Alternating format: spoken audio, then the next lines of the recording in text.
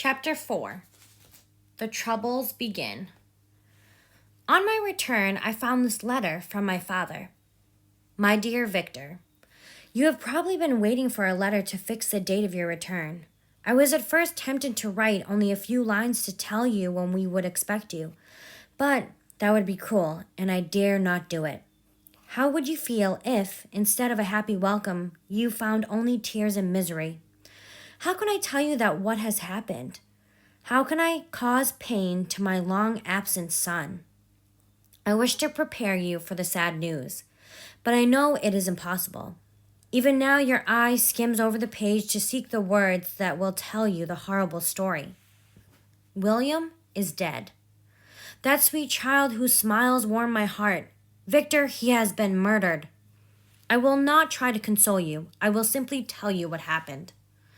Last Thursday, May 7th, Elizabeth, your two brothers, and I went for a long walk.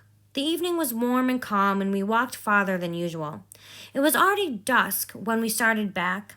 Then we discovered that William and Ernest, who had gone on ahead, were not to be found. We sat on a bench until they should return. Soon Ernest came and asked if we had seen his brother. He said that they had been playing hide and seek, but he could not find him. We all searched for him until night fell. Then Elizabeth thought that he might have returned to the house. He was not there. We came back with torches and searched all night. About 5 a.m, I discovered my lovely boy stretched motionless on the grass. The print of the murderer's finger was on his neck. When Elizabeth saw William's body, she examined his neck. Then she exclaimed, "Oh God, I have murdered my darling child!" She fainted, and when she came to, she only wept and sighed. She told me that William had teased her to let him wear a very valuable miniature of your mother. The miniature is gone, and it was probably this that tempted the murderer. Come, dearest Victor, you alone can console Elizabeth. She weeps continually and blames herself for William's death. Come, Victor, but not with thoughts of revenge against the killer. Come with feelings of kindness and love for those who love you. Help us heal the wounds of our minds. Your loving father, Alphonse Frankenstein, Geneva, May 12th, 17. Clerval had been watching my face as I read this letter. I threw the letter on the table and covered my face with my hands. "My dear Frankenstein," he exclaimed, "are you always to be unhappy? My dear friend, what has happened?" I motioned for him to read the letter. While I paced back and forth, tears also gushed from the eyes of Clerval as he read it. "I cannot comfort you, my friend. What do you plan to do?" he said when he had finished. "To go instantly to Geneva. Come with me to order the horses." Soon I was on my sad way home. I had been away for almost 6 years. The closer I got to home, the more I felt my grief and fear. The gates of Geneva were closed when I got there. I had to spend the night in a nearby village. I couldn't sleep, so I decided to visit the spot where my poor William had been murdered. Unable to pass through the town, I had to cross the lake in a boat. During the short voyage, I watched as a storm approached. On landing, I climbed a low hill so I could better watch the storm. Soon, I felt the rain coming slowly in large drops. Then, the violence of the storm quickly increased. Vivid flashes of lightning lit up the lake, making it look like a vast sheet of fire. While I watched the tempest, I walked on with a hasty step. The war in the sky made my spirits rise. I clasped my hands and exclaimed out loud, "William, dear angel, this is thy funeral, this thy dirge." As I said this, I saw in the gloom a figure near a clump of trees. I could not be mistaken. A flash of lightning lit up the object. I could plainly see its huge size and its terrible ugliness. I knew it was the wretch to whom I had given life. What was he doing there? Could he be the murderer of my brother? No sooner did I think this than I knew it was true. No human being could have killed that child. He was the murderer. I could not doubt it. I thought of chasing him, but I knew I would never catch him. No one could imagine the anguish I suffered that night, which I spent cold and wet in the open air. When day dawned, I went to my father's house. My first thought was to tell everyone what I knew. I quickly realized, however, that I would be seen as a madman. I arrived at the house at 5 in the morning. I told the servants not to wake up the family and went into the library to wait. The first one to get up was Ernest, and he said, "Welcome, my dearest brother. I hope you will be able to comfort our father and Elizabeth. Poor William, he was our darling and our pride." Tears fell from my brother's eyes. He told me that the murderer had been discovered. He said it was Justine Moritz. The miniature had been discovered in one of her pockets. I said, "You are wrong. I know who the murderer is." Just then my father walked in. I saw unhappiness on his face, but he tried to welcome me cheerfully. Before I could say much, however, Ernest said, "Good God, Papa! Victor says that he knows who killed poor William." "We do also, unfortunately," said my father. "My dear father, you are wrong. Justine is innocent. If she is, God forbid that she should be found guilty. She is to be tried today. I sincerely hope that she will be found innocent." This speech calmed me. I could not imagine that any circumstantial evidence could be strong enough to convict her. We were soon joined by Elizabeth. Time had changed her since I last saw her. She was even more beautiful than before. "Your arrival, dear Victor, fills me with hope," she said. "I am sure that Justine is innocent. We have lost not only that lovely, darling boy, but also this poor girl has been falsely accused. If she is condemned, I shall never know joy again. But I am sure she will be found innocent." "She is innocent, my Elizabeth," I said. "That shall be proved. Fear nothing." "How kind you are," said Elizabeth.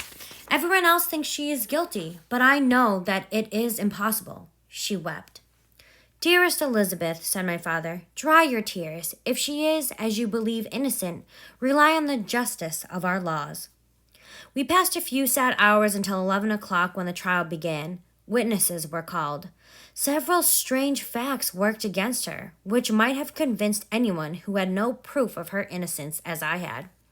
She had been out the entire night of the murder. Toward morning she had been seen by a market woman. She was not far from the place where the body of the murdered child had later been found. The market woman asked her what she was doing there. Justine had answered in a confused way. She returned to the house about 8 o'clock. When she asked where she had passed the night, she said that she had been looking for the child. When shown the body, she fell into a violent hysterics and kept to her bed for several days. The miniature was then produced, which the servant had found in her pocket. Elizabeth said it was the same one she had placed on a ribbon around William's neck. A murmur of horror filled the court. Justine was called on for her defense. She said, "God knows that I am innocent. I will explain the facts that have been presented as evidence against me. I hope my judges will interpret in my favor any circumstance that appears doubtful or suspicious." She then said that she had spent the evening of the murder at her aunt's house, about 4 miles from Geneva. On her return at about 9 o'clock, she met a man who asked her if she had seen the lost child. She was surprised by what he said, and she spent several hours looking for William. By then, the gates of Geneva were shut, and she was forced to stay in a barn belonging to a cottage. She didn't want to wake the people who lived there, to whom she was well known. Most of the night she was awake. Toward morning she believed that she slept for a few minutes. Some steps disturbed her, and she awoke. It was dawn, and she left the barn to continue looking for William. The fact that she had seemed confused when questioned by the market woman was not surprising. After all, she had spent a sleepless night, and the fate of poor William was still unknown. She could not explain about the miniature.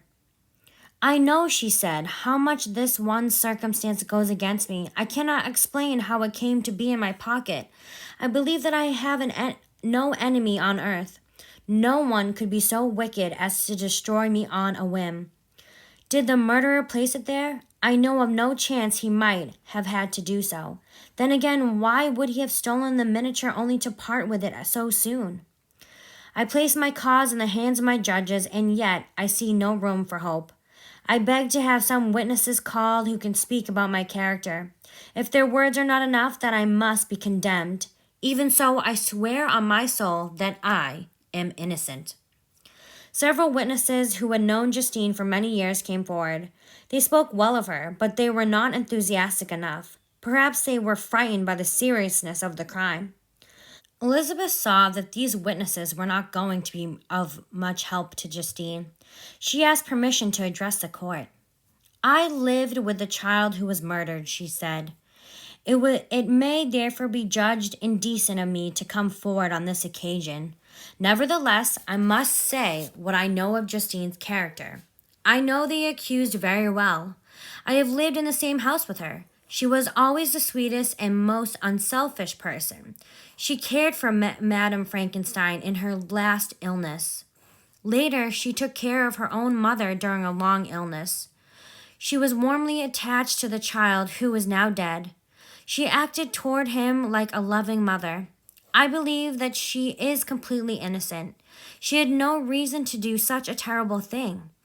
As for the miniature on which the chief proof rests, I would have given it to her if she wanted it. The result of Elizabeth's testimony was not what she had hoped.